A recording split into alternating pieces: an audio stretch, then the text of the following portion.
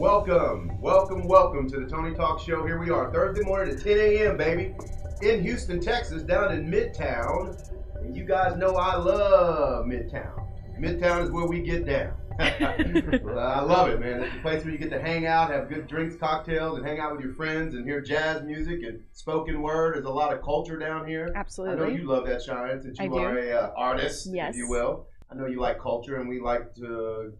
We've been in a couple of great museums and a couple of great galleries across the country, which is wonderful. Guys, listen, it's a double joy for me today, a double treat. I got my best friend, Richard Flom, right here with me. And Richard's we're just gonna chop it up today, and we're gonna talk about, you guys already know what this show is about. It is about human optimization. What is that, Cheyenne? What is human optimization? Just for the people that may just joined us and haven't been following us, what is human optimization all about? What does that mean? I know it's a new term. A lot of folks don't know what it means. Yes. So optimization is, again, becoming the best version of yourself. And of course, on this show, we focus on the three main parts of our being. So spirit, mind, and body. Yes. In that order, not in the traditional body, mind, spirit order. That's kind of backwards, isn't it? Yes. We've learned that that's kind of backwards. Yes. Yeah. So we put spirit first, mind second, and then body last. Yes. But again, becoming the best version of yourself. So our goal is to bring on guests and have conversation that encourages and inspires overcoming things, becoming the best that you possibly can. Absolutely. And Richard, I believe, Richard is the epitome of that. Of all three aspects. Richard, how long have we known each other, bro? It's what going on 3 years now? 3 years now? Yeah. And you guys, you already know, guys, most of the people I bring on this show, I've met them in the gym. Yep. I met Richard in the gym. Yes. It was an amazing, amazing thing. And you know what? It was a metaphysical meeting first. I was told a couple times by my spirit to introduce myself to this man, and I had just took on a new job down at the Met as the athletic director, and so I was, of course, inundated with all the new responsibilities, and just kind of blew it off. Didn't introduce myself. The third time, I said, "Okay, I'm going to do it," and I introduced myself to Richard, and it has been a glorious journey from day one. I've learned a lot from this man. He is. And he's very, very humble, and you're going to notice that when we start talking. But Richard is my mentor. He is one of my mentors, and he is a guy I look up to. He's a guy that I aspire to become in so many different ways. And as we have this open discussion today, you're going to find out, you're going to fall in love with Richard Flom as well. So I know, you have an amazing, amazing story. Yeah, man. But I think what resonates with me, and I think what's going to resonate with everyone else that's listening and watching, is just your mindset. To me, that your mental strength and your zest for life, I believe, is something that we could all use a little more of. And so I'd love for you to just tell us briefly a little bit about yourself. I know that's you've done so much in your life. But just briefly about yourself. We could bring him on probably 100 more times Yes. and still not get the whole story. Hey man, listen. You're on Edge Radio, man. Guess what? This is where the truth matters. Yes. We're here to inspire. We're here to educate, motivate, and empower our listeners and also our viewers to optimize their lives and optimize themselves as human beings. And again, you are a great example of that. Tell us a little bit about maybe your childhood and how it led you to become the man that you are today, and some of the challenges that you've been through that you had to use a different mindset to overcome.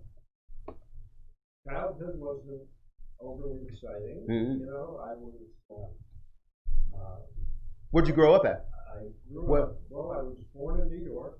Ooh. And when I was about 6, my parents kidnapped me and, in violation of the Mann Act, transported me across state lines and took me down to South Florida. And then I spent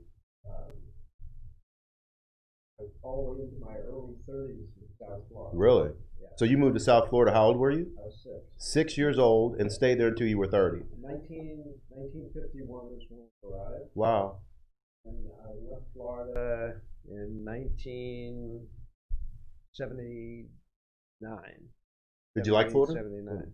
Yeah, I mean, growing up, it was great. I mean, it was a little rough when I started. I mean, I was like a New York Jewish kid, and I moved into South Florida, which was not like it is today. Right. It was a little different, right? A lot of farms and so forth. So, and I was a little on the chunky side, and I wasn't really well accepted in school. So it sounds to me like you got a little bit of bullying going on. I know I did. I had a little of that in my childhood. And then I figured that I would either hide in my bedroom or I would learn how to overcome the bullies. Oh. So crazy. I got to that point in my life too. Enough was enough. You know, I said, okay, how am I going to deal with this? Yeah, I'm not going to be a victim any longer. You got a little more size than No, I did not. So, I mean, so I had to be creative. Man, listen, I'm telling you, when I was Richard, when I was being bullied, man, I mean, I weighed like 165 pounds. I wasn't 260. So it was a totally different situation, you know. Okay. Yeah. But it's still, again, it's the weak preying on the strong, but trying to make the strong feel weak, so to speak. That's what I have found. So yeah. It's so crazy because I used to get bullied and then I became the bullier. So I've been on both sides a little bit. Okay, keep telling me what else happened. Well, what you learn how to be when you're my size, because I'm not even as tall as you are, is you become a great salesman. And so you know, you use your fist to start with, like all kids do. Yes.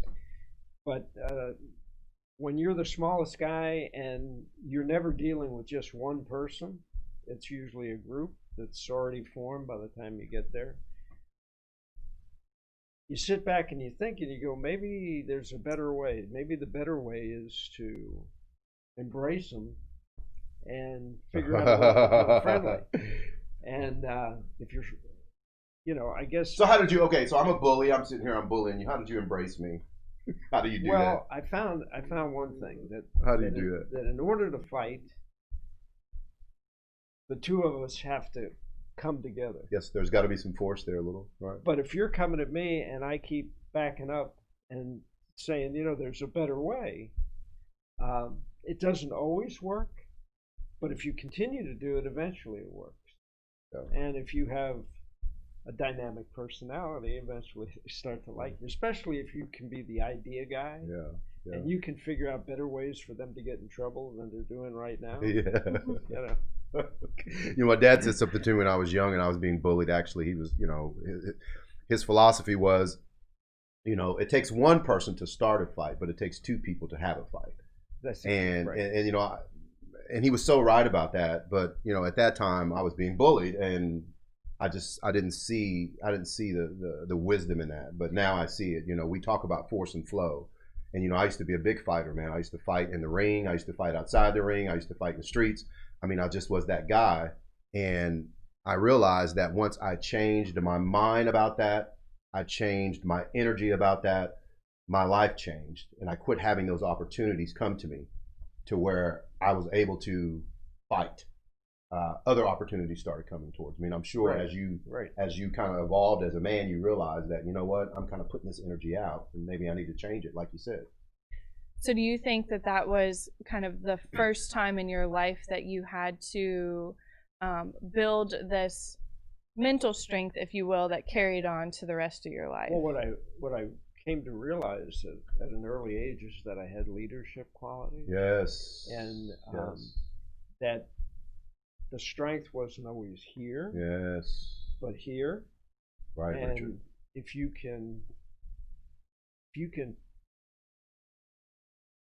If you can get to the spirit of the person, and you know, that eye contact, and where that respect is built just based on who we are and what we are, as opposed to who can fight better and who can do this or that. Right. Then you can get them to listen, and then if your ideas are better, then you can lead. And if you lead, then you build the respect. And once a few people start to respect you, then the word gets out. A lot of people start to respect you. Yeah. And that doesn't mean you get along with everybody, but I always try. There's two things I want to focus on the conversation today that I think is poignant to our listeners and to our viewers.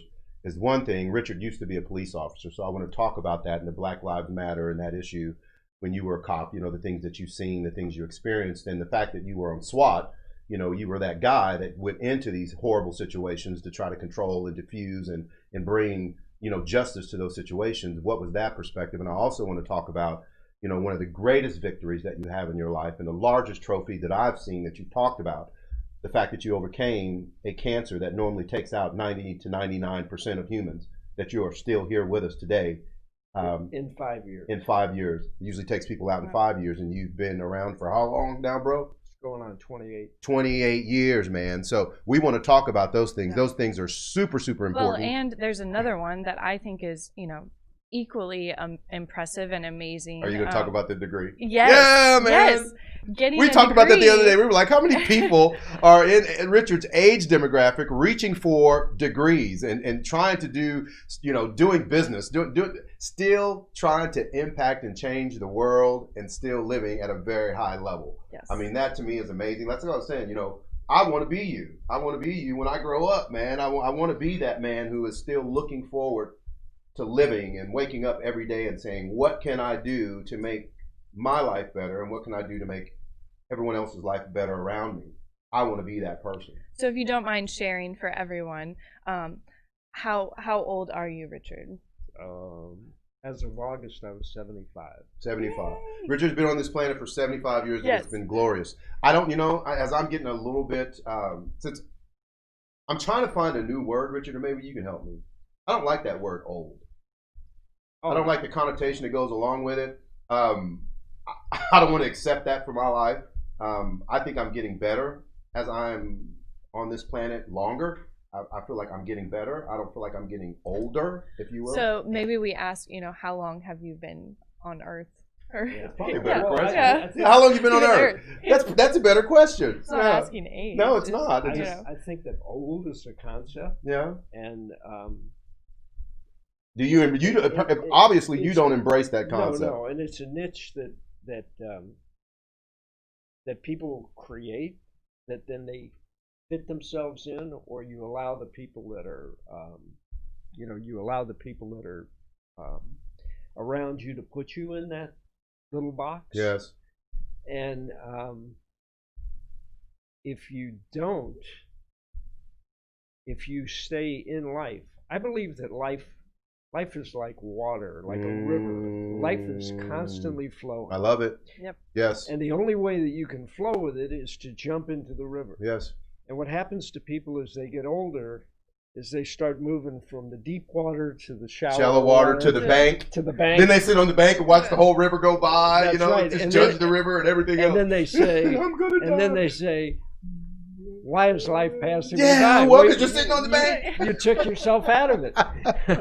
Yeah, you know, and you know what, Richard, you know, that is a big thing, man, what you're saying there, because, you know, I happen to deal with a lot of folks that are in our age demographic or older, and they've just kind of given up on life, man. I'm like, don't sit on the corner waiting for the death bus to come, okay? It's coming, but don't sit on the corner and wait. Let it try to catch you somewhere. Do something with your life. Well, I think as people get older, Yeah. you know, they talk about the old guy that tells all the stories. No?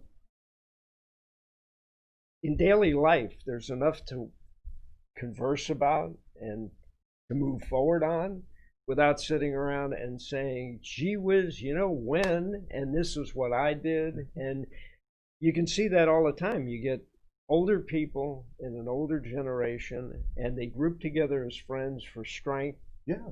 And all they do is talk about what they did in the past. Or they Well, sit there and if talk about their diseases and dysfunctions. Well, if you think about it, if you're not Yeah. doing any new things, if you're not learning any new You things, have nothing if new you're to not talk taking new about. There actions, you go. Exactly. Right. All you have Right. to talk And about we're all is the tribal. I past. mean, we all gather in clusters, and we gather in groups that kind of think the same way we think, and, you know, believe the same way we believe. And that's why you got to be careful. We talked about collective consciousness. Yes. You got to be careful about the people you hang around, because if you hang around them long enough, you're going to become one of them. So, you know, and I know your circle is very tight, Well, isn't it? yeah, but tight but expansive. I mean, I don't put limitations on my circle. I mean, I get along with people in my genre. Yeah. I mean, I can talk the So I'm going to ask you a question. what I used to do thing with them and make them feel comfortable. But the people that I feel most comfortable with are probably, you know, 30s, 40s, 50s. After they get into their 60s, You're I'll spend time with them. But you think too old. You are too old. I need to be around the young people. And again, you're staying around that younger energy, which is keeping you younger in your thinking and the way you do things. So, guys, I want us to hold on to this thought. We're going to take a break real quick, but when we come back, we are going to be talking about cancer. We're also going to talk about the D10. When Richard tells you what he did with the D10, you're going to be amazed. And we're going to talk a little bit more about life. So if you guys would please stay with us at the Tony Talk Show. We'll be back here in Midtown, Houston, Texas, on The Edge.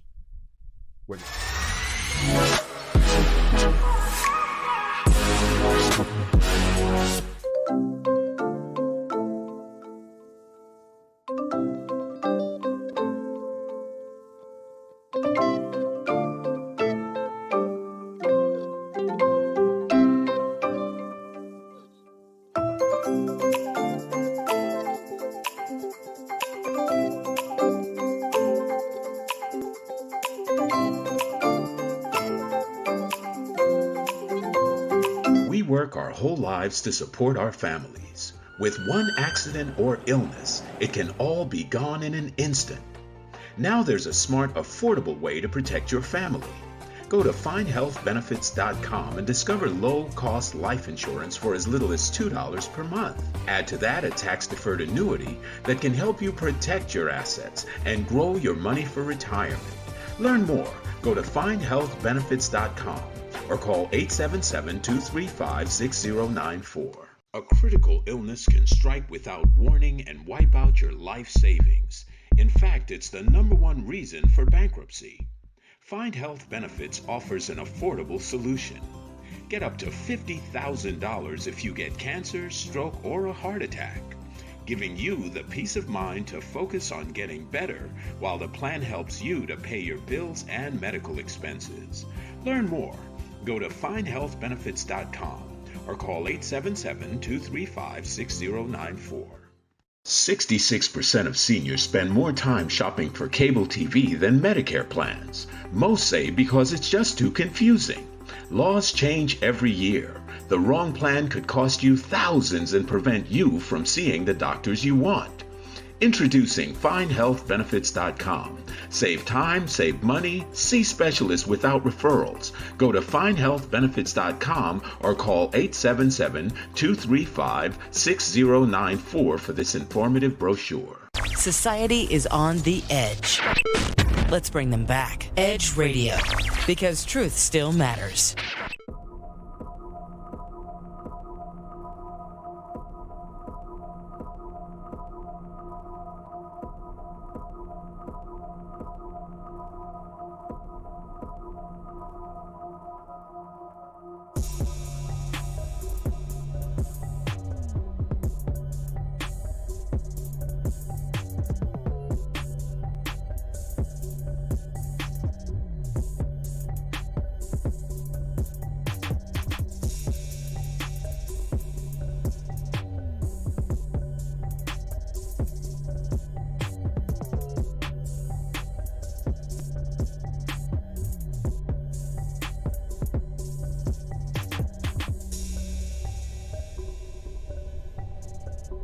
Welcome back to the Tony Talk Show, and here we are with my co-host and my beautiful wife Cheyenne Shelby Elvin Cudjoe. You're using the full name. Am I in trouble? The whole name, and my best friend, my good friend Richard Flom.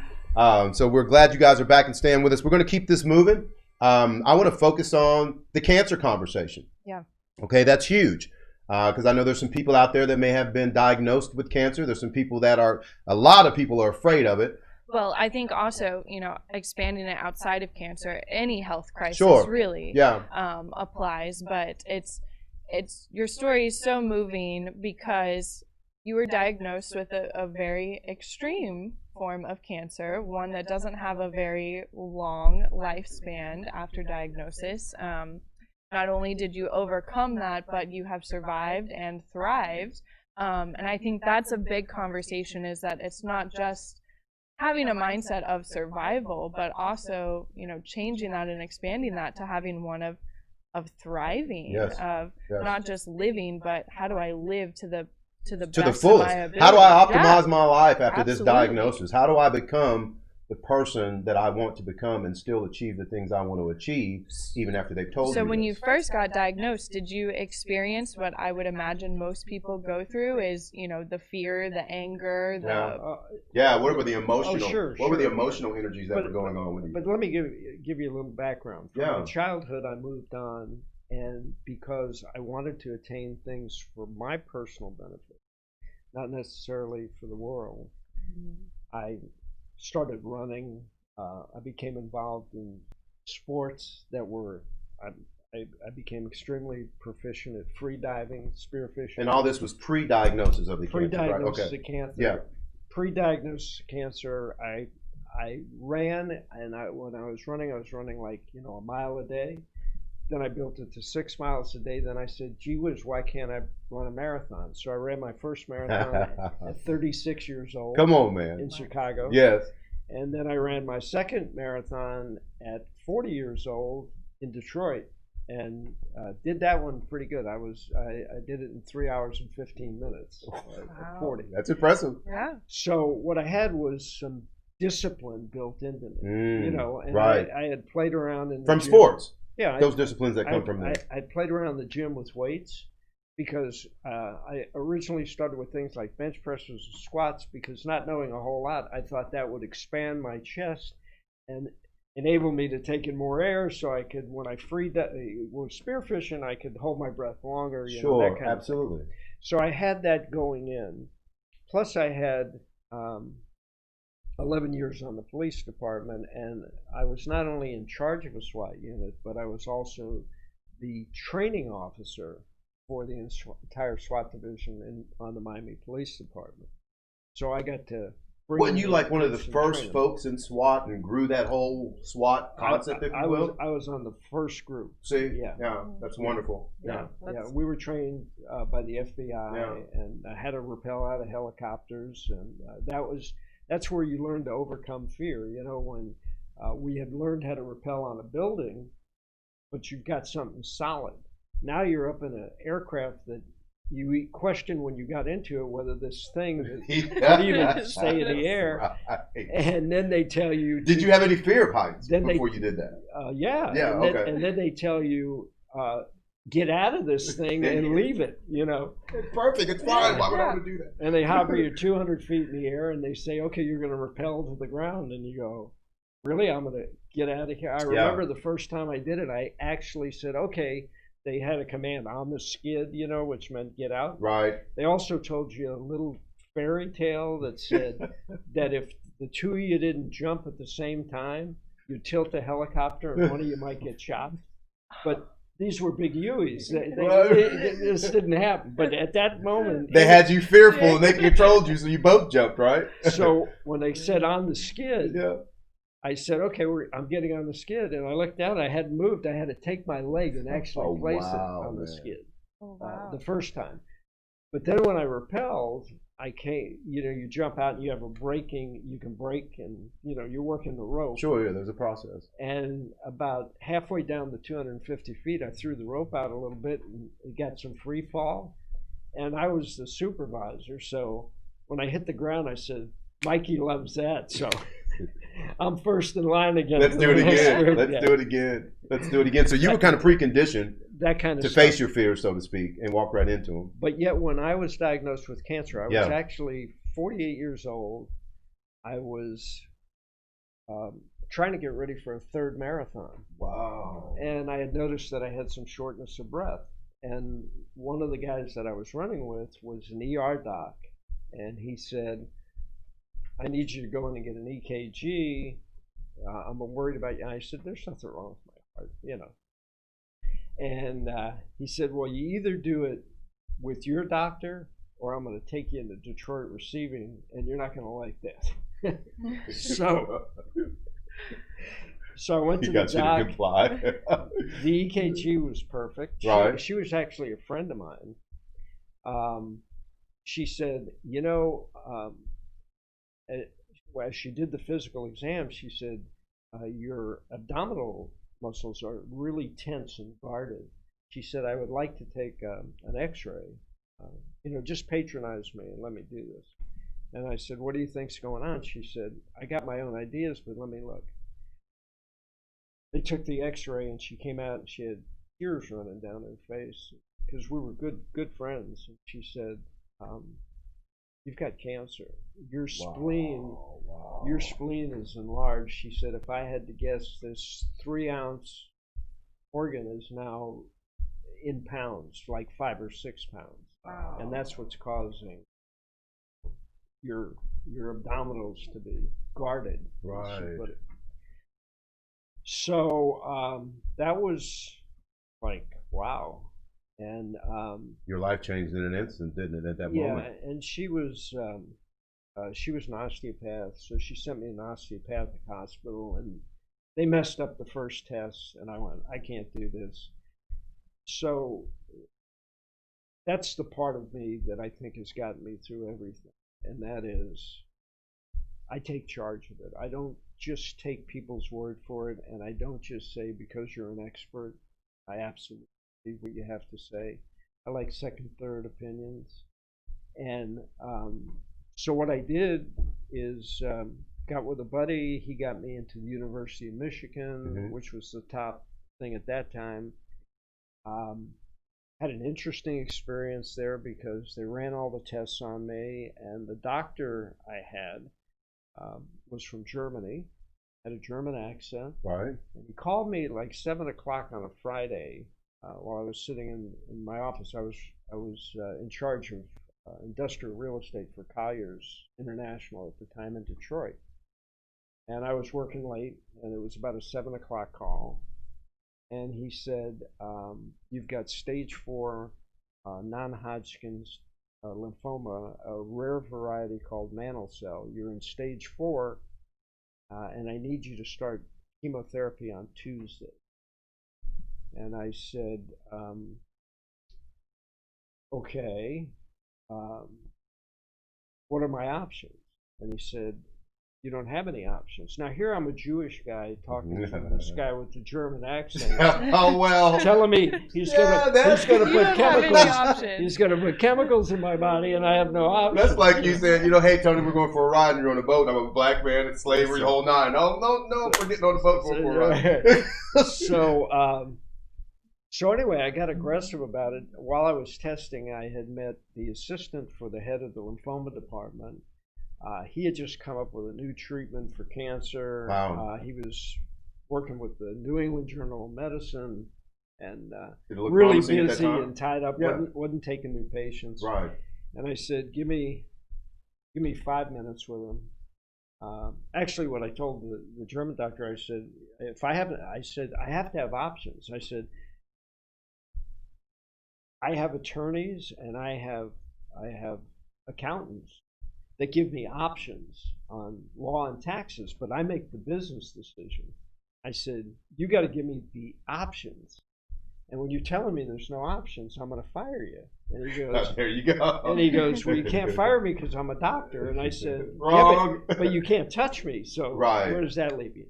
So then I jumped in my car the next day, went to the University of Michigan, got with the assistant, to the head of the department, asked if I could get 5 minutes with him. I got 5 minutes, convinced him to take my case on, and he came up with a real Frankensteinian treatment because they had really nothing to treat mantle cell at the time. It was rare. There's only 3,500 cases a year. So, wow. It's that kind of thing.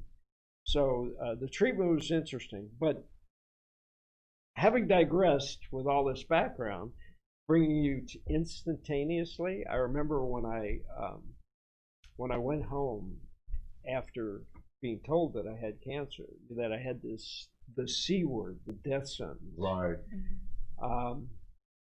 And a lot of folks think that. Oh, absolutely. A lot of folks think that when that C word comes up, I'm done. I didn't take it well. Right. And then I made the choices. I said, how much money do I have in the bank? And how much fun can I have in Las Vegas before I leave this place? Right. Right. And so how long was it that you had, the normal kind of fear reaction to the, okay, no, I'm making a different decision. Well, on this. I had a fear reaction, and the reaction was, why me? Why not somebody else, or that seagull over there? Sure. Don't anything but me. But Well, me. yeah, I'm a good guy. What's the deal here? And there's a very interesting effect that I found in having talked to a number of cancer patients afterwards, and that is this line forms in the ground, and all the normal people are on that side of the line, and you're over here, and you're not normal because you've got to go through all of this treatment in order to live, and none of it is pleasant. Or you can just go away. And that's a scary thought, because there's millions of people over here, and you're stepping into an area where you're just really pretty much alone with your doctors and your immediate family. And your immediate family completely falls apart. Sure. Because they the don't emotional trauma, they don't know how to deal with it. And so you've got to either take charge of it or throw yourself at the mercy of your doctors. No decision. So I went through the Las Vegas thing. Then I made one really big mistake. I called the IRS up and told them I was dying and I wasn't going to pay taxes anymore. Did you do that for real? Yeah, I did. What was their response? And then after she really felt sorry for me. And she said, "You really have to think about this, Mr. Flom. You can't." I said, "No, I'm done. Yeah. I got to have something good come out of this." Right. And then I lived, and I went, "Oh my God!" Yeah. I got to. So, once I got through that, then I came to a concept that I've had all my life, and that is sort of a sports mentality. Yeah. This is what I have to overcome. This is the enemy. Yeah. And this is me.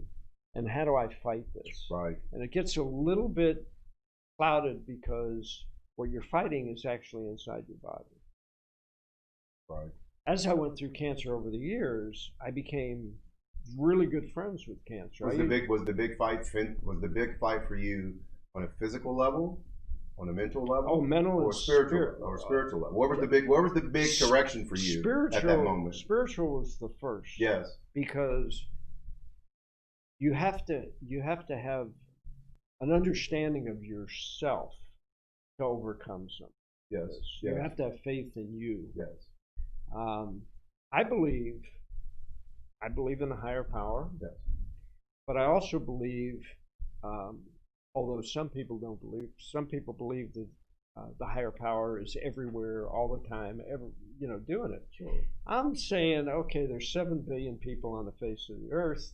That's a lot of spreading out, and who knows, there may be other stuff out there that he's taking care of.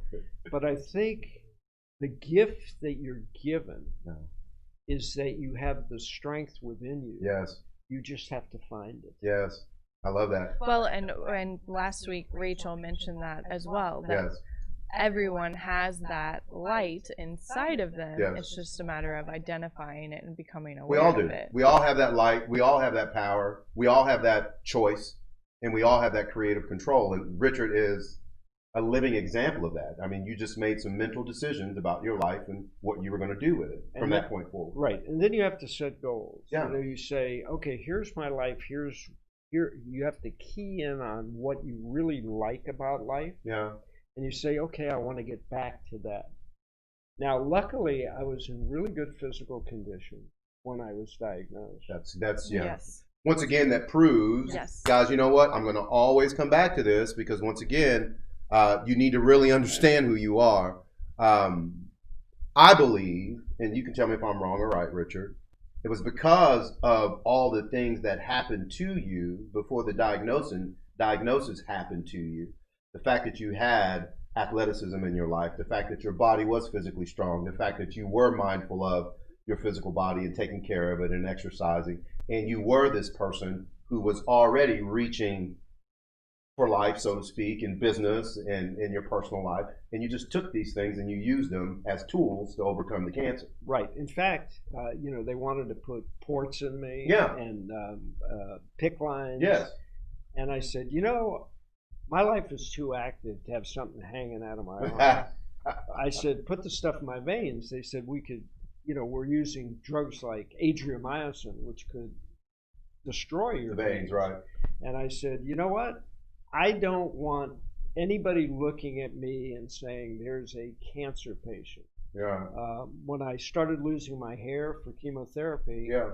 I was actually, we had flown down to West Palm Beach. I never stopped doing business. I never stopped doing anything. You never stopped living. I like it. Right. And I was taking a really strong chemotherapy. Yes. So the hair started falling out. I was in a 2-bedroom suite with my partner. I was in real estate development at the time. And he was a lot younger than me and impressionable. And I woke up that morning, and this little bit of hair that I had, I mean, I didn't have a lot of hair. I just loved the hair. I spent a lot of money. What you had, you loved, and you want to keep it. Going to the barber and trimmings this way and that. And I looked down on the pillow, and there was like a bunch of hair. Wow. So I went to the bathroom, and I went like this, and it pulled out. And I said, wow, how about that? So then I went over and beat on the door, and my partner came out, and he was half asleep, and he said, hell's the matter with you? And I reached up with both hands and grabbed my hair and pulled it out. And I said, you're driving me crazy. Yeah, that's why I love you. So I said, we're big shot business people at the time. We had flown into West Palm. We were meeting with clients, and we had to drive over to Naples, Florida, which is across the state. Right. And I said, you know what we're doing? We're ditching the Lincoln. We're getting a Mustang convertible. And I got to find a barber shop and have somebody shave my head, because I'm not having all this little sprigs of stuff looking like I'm sick hanging out. There you go. I said I'll get a 15 block at Walgreens, and by the time I get over to Naples, I'm going to look like Michael Jordan. Yeah, there you go. And look, you look wonderful. I love that look. So guys, again, Richard talking about how he has created his life and not allowed other people to create it for him. And we want to continue with that discussion. So we're going to take a break. And if you guys would, stick with us here, because we're learning some things about human optimization. We're also learning about how powerful you are as a creator and how powerful your choices are, your choices and decisions for your life. So if you guys would, stay with us here at the Tony Talk Show. We're going to come back. We're going to talk more with Richard, and we're going to learn a little bit more about how to optimize our lives through choices and decisions that we make on a daily basis. Tony Talk, stay with us.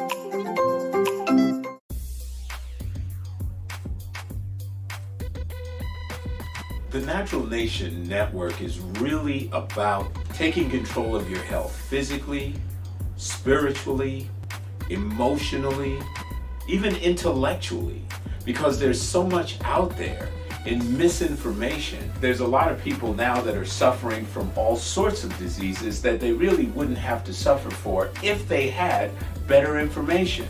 And that's what we're here to do. Provide information that can save lives. The mind and the body are totally connected. Health can be really serious, and sometimes we just have to lighten it up a little bit while we're still providing substantive information. And my sort of mantra on the salsa dance floor is kind of similar.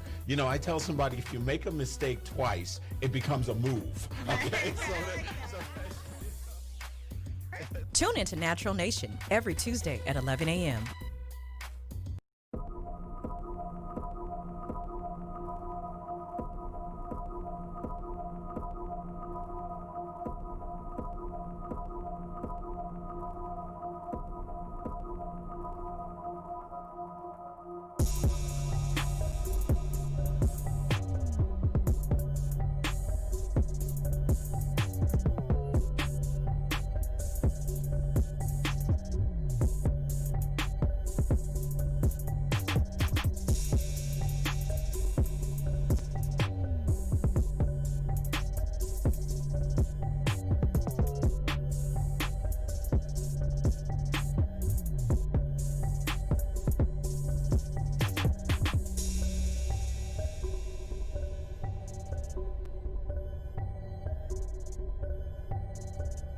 Hello, welcome back to the Tony Talk Show here at 10 a.m. Thursday morning. Well, it's not 10 anymore. It's close to 11. A little after 10. Yeah. A little after 10. Yes. We are so excited today because we are here with Richard Flum. We have been talking about cancer, and so, of course, overcoming the initial diagnosis, overcoming basically mentally, being mentally strong and allowing that to get you through.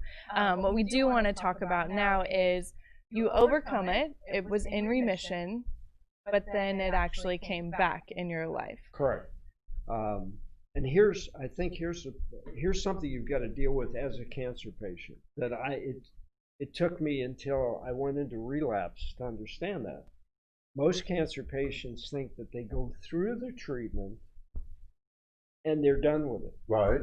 And a lot of them drop out of life because they feel they've made the biggest accomplishment in living. Wow. Yeah. And so as far as expanding their life at that point or continuing doing things that are good for them, Right. they just want to sit back now and enjoy what life they've now earned. The problem with cancer is it doesn't always think that way. It can come back. And I remember it was 8 years, which was crazy because normally right after you have treatment with mantle cell, you're usually in stage 4 when you're diagnosed. So you've had it for a few years. It changes perspective. It becomes very aggressive and it kills most of the patients. I was the oddball. I went for 8 years and it stayed what they call indolent or slow growing. Right. And then it came back and it was either take chemotherapy or have my spleen taken out because it was really large. Wow. Well, they took my spleen out and I went into remission for another 8 years. And then it came back. 3 times. So you've had, it came back twice. It came back again. Wow. And I was treated again, and I went in full and complete remission. And then 6 months, that was in like 2010, I went through some bouts of stuff where I was passing out. It was where the cancer was located, where the lymph nodes had enlarged. They were pressing on a nerve, Right. the vagus nerve, which Right, the vagus caused you nerve, to right. pass out. Absolutely. So, I could be driving a car, and, Wow. that kind of thing. So then I went in. They gave me treatment, and 6 months, and I was great. And I went back to playing tennis, and I was doing my thing, and I Right. was taking my chemo. Chemo never really bothered me, and then it turned what they call blastoid, and that's what should have happened in the beginning, and that was in 2011. So what does blastoid mean? I mean, That means it's extremely aggressive. Okay. And, we'll just fast forward. So I called my doc at University of Michigan. He said, I got nothing, but I got a buddy at MD Anderson. And, but he was used to it being slow growing. So from the time that it turned blastoid in like November, it wasn't until April of 2012 that I actually got in to see the doctor at MD Anderson because he wanted me to see a specific doctor. Right. Well, by that time, neuropathy had started to set in, and when they took me into the hospital, what happened was they ran a bunch of tests, and then they had one test they couldn't give me, and they said, come back. I flew back. I was living in Hilton Head, South Carolina at the time. I went to a yoga class, and it was the first time that the impact of it was I was down on the mat, and I went to get up, and my legs, I couldn't get up off the mat. And I've always been a physical person. I've depended upon it. Yes, absolutely. And I remember having tears running down my face. I was there with my brother, and I went, I need help to get up. I can imagine that, Richard, being at the level you were at that level of athleticism. I mean, a deep sea diver, you were an athlete, you were working out, taking care of your body, and not being able to move your body on your own, under your own power. I can't imagine the mental anguish that you went through because of that. So the doctor called over the weekend, called me on my cell phone. I wasn't supposed to come back until Thursday to take this last test, and he said, I need you to get back here right now. I said, well, I'm not due until Thursday. He said, I've seen enough. Wow, right. I need you back now. So we went to the airport. We made a quick booking to get out of there and get back to MD Anderson.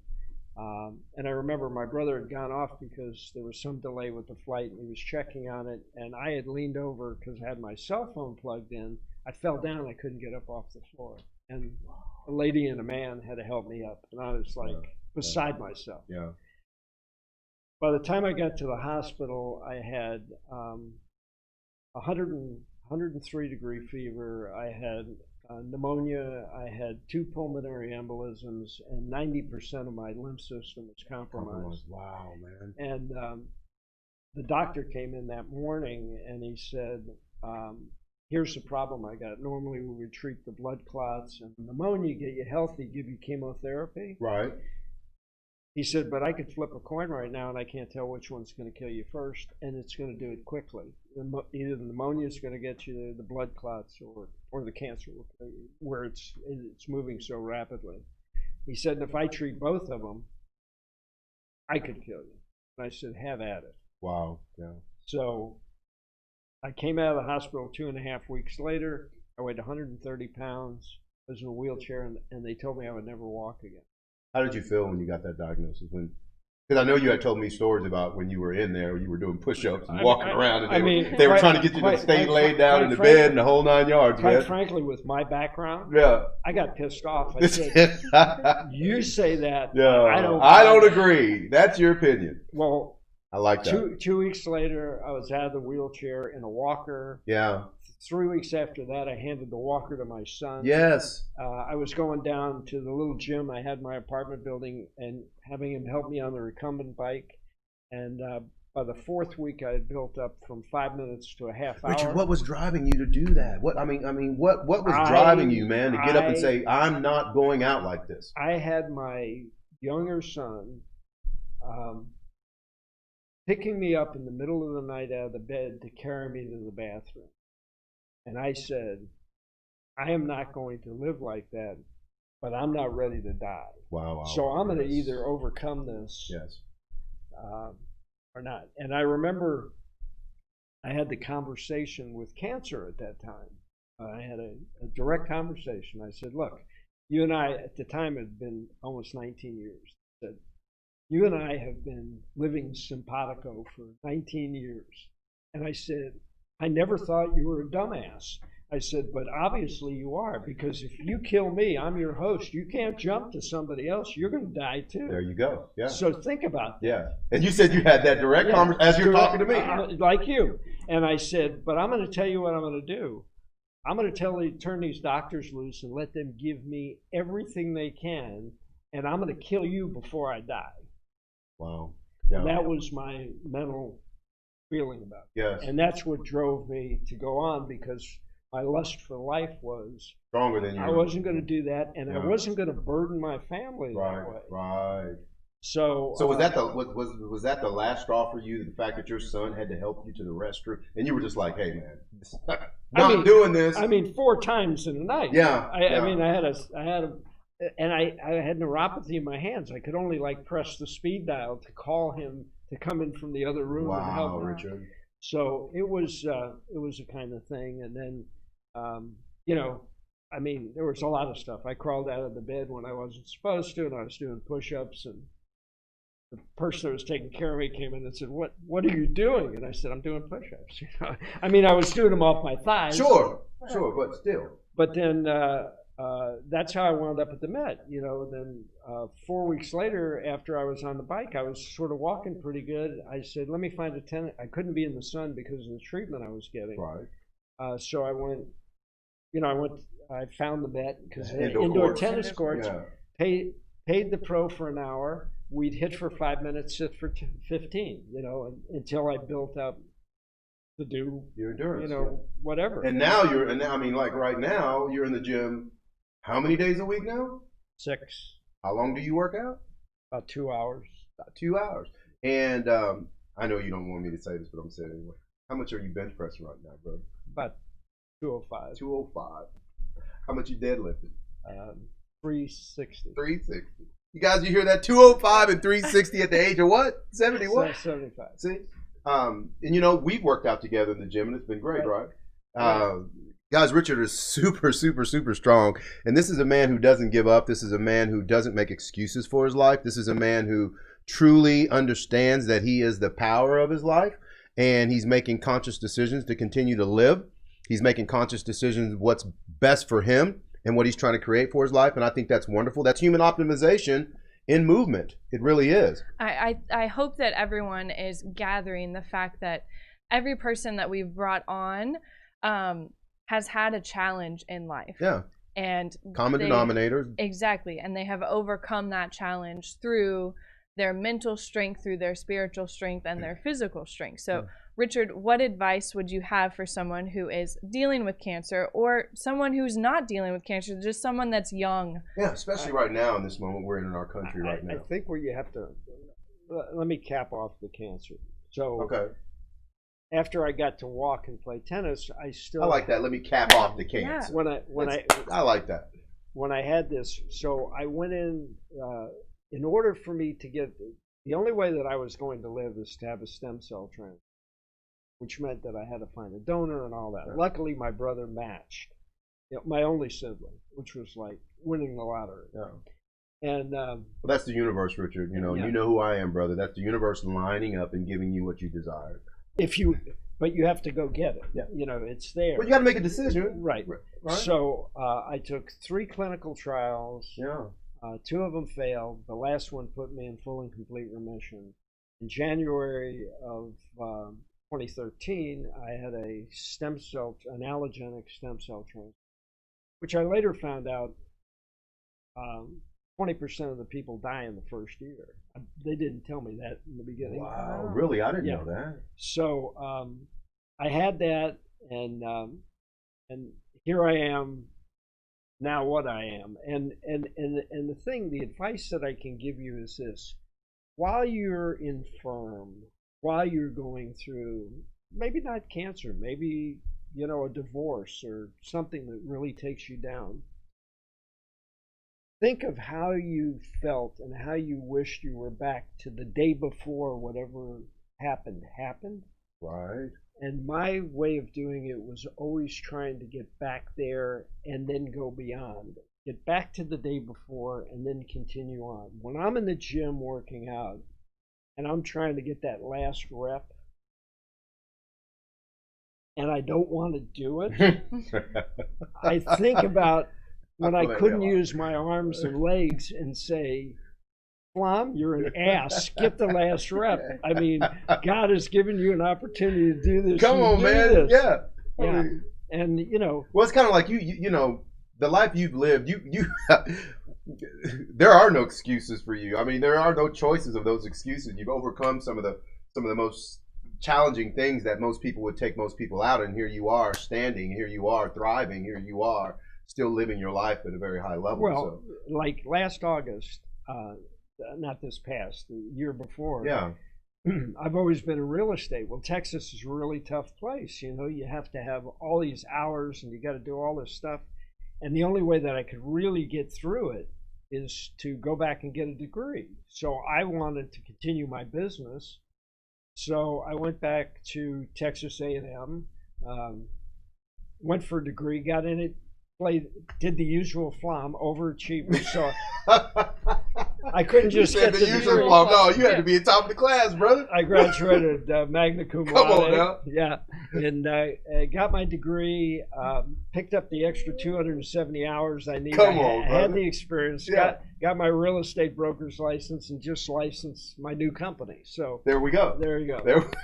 Human optimization in movement, guys. It's in movement here. Making decisions for your life, believing in your life, and creating the things that work for your life. Those are the things that we want to make sure that we're kind of conveying to our audience, that you do have the power. Yes. You do have the power of choice. And we just exercised that November 3rd, yes. Where you voted for who you thought was going to be best to run your city, your town, your country.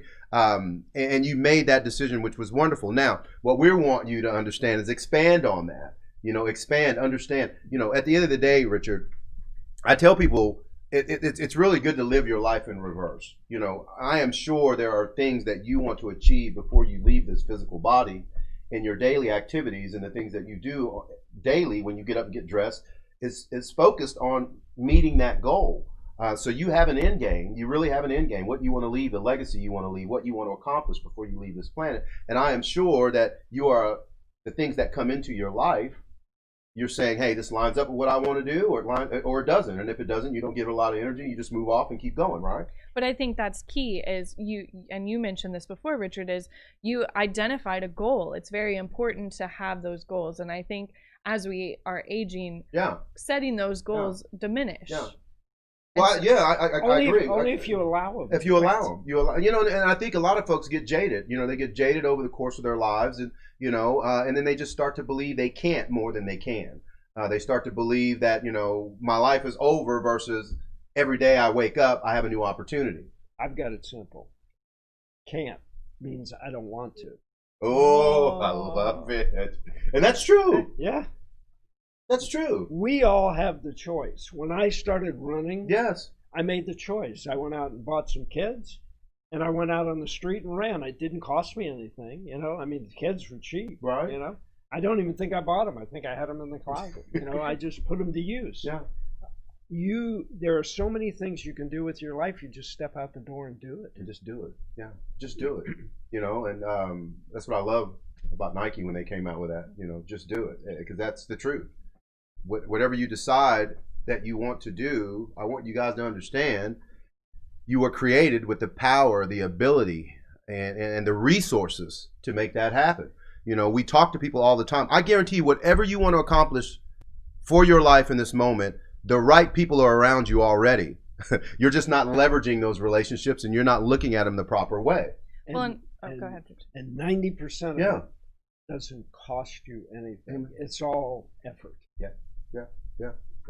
I think the important thing to notice as well, again, I'm going to bring this up, is that having that power within us and having the ability to create the life that we want doesn't mean it's going to be all roses and it's going to be all rainbows the thing all the we're learning Challenges are going to be part of it. Absolutely, it's part of it. That's contrast. Yeah. That's the contrast of life. You're going to see things you want. You're going to see things you don't want. And that's what makes you desire and make you kind of put your request out there to the universe. So that's part of it. So when you understand that there's diversity in life, right? Diversity, we talked about embracing that and seeing the beauty of that. Then you can start moving through that diversity the right way and get to the goals that you're truly trying to accomplish. Guys, listen, we want to thank you so much for listening to the Tony Talk Show. Hopefully we're inspiring, educating, and motivating you to a higher level of living, and also inspiring you to believe in yourself to achieve the things you truly desire. We want to thank you so much, Richard Flom, for coming here today and sharing your story. And we definitely want you to come back more because there's a lot more to talk about. And you are very inspiring and you're very motivating. And again, guys, Richard lives his life with no excuses. No. Every time I'm talking to you, you're doing something new in business. We're talking about business things we're trying to accomplish together. You're always moving. You're always doing something. When I call you, you're either doing business or you're at the gym working out or you're just enjoying life, and it's a wonderful thing. So, guys, once again, thank you so much for being here at the Tony Talk Show. We'll see you next Thursday at 10 a.m. On the Edge Radio, where the truth matters. Tony Talks.